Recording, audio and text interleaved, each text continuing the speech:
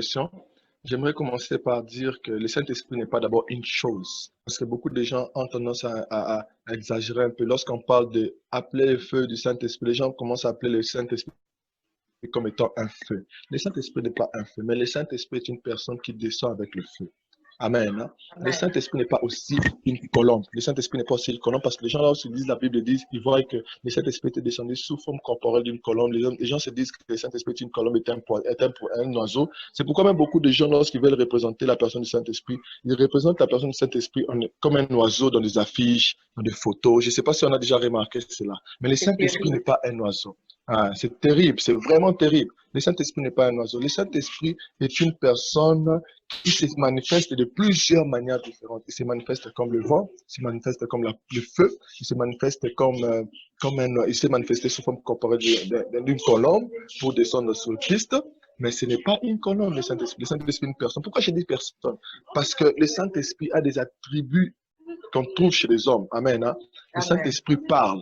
Le Saint-Esprit parle, les hommes parlent. Le Saint-Esprit entend, les hommes entendent. Le Saint-Esprit oriente, les hommes aussi orientent. C'est pourquoi même dit, la Bible dit dans les actes des apôtres, la Bible dit, le Saint-Esprit dit aux disciples, mettez-moi à part Paul et Barnabas. C'est le Saint-Esprit qui avait dit aux disciples, mettez-moi à part Paul et Barnabas pour la mission pour laquelle je les ai appelés. Le Saint-Esprit les a orientés, le Saint-Esprit les a appelés au ministère. Le Saint-Esprit aussi est Dieu. Pourquoi? Parce qu'on trouve les attributs divins en lui. Le Saint-Esprit est omniprésent, le Saint-Esprit est omnipotent, le Saint-Esprit est omniscient, le Saint-Esprit est éternel. Le Saint-Esprit n'a ni commencement ni fin. C'est pourquoi lorsqu'on lit même dans Genèse, on dit l'Esprit de Dieu mouvait au-dessus des eaux. Amen. Si on lit dans l'Apocalypse, on va Amen. encore retrouver le Saint-Esprit.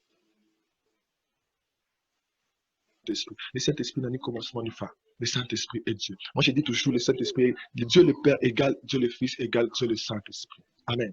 Dieu, le Amen. Saint-Esprit est Dieu parce qu'il y a un seul Dieu manifesté en trois personnes. Dans l'Ancien Testament, Dieu s'est plus manifesté en étant Père. Dans le Nouveau Testament, Dieu s'est plus manifesté en étant Fils. Mais aujourd'hui, Dieu se manifeste plus en étant Saint-Esprit, par le Saint-Esprit. Et Dieu le Père et Dieu le Fils aujourd'hui agissent par le Saint-Esprit. Amen.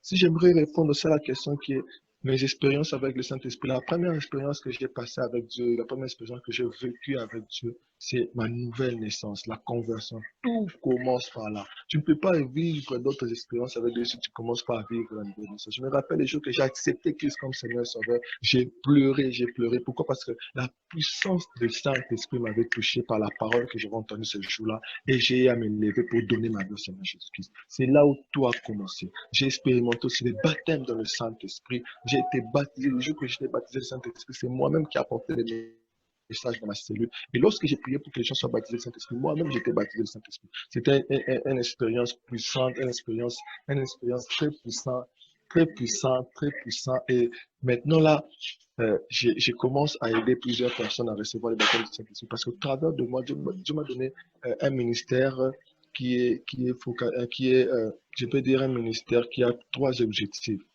Premièrement, de délivrer les captifs. Deuxièmement, de restaurer des vies. Et troisièmement, de les impacter. Lorsque je parle de les impacter, c'est d'aider ces personnes à grandir dans les choses de Dieu, dans la connaissance de la parole de Dieu, dans la connaissance des dons, dans la connaissance des grâces dans leur ministère. C'est de prier pour ces personnes pour qu'ils reçoivent aussi le baptême dans le Saint-Esprit. Dieu m'utilise fortement dans ce domaine-là, surtout dans le domaine de baptiser plusieurs personnes dans le Saint-Esprit. Et j'ai béni Dieu fortement pour cela. C'est pourquoi je crois avoir répondu à votre question. Si vous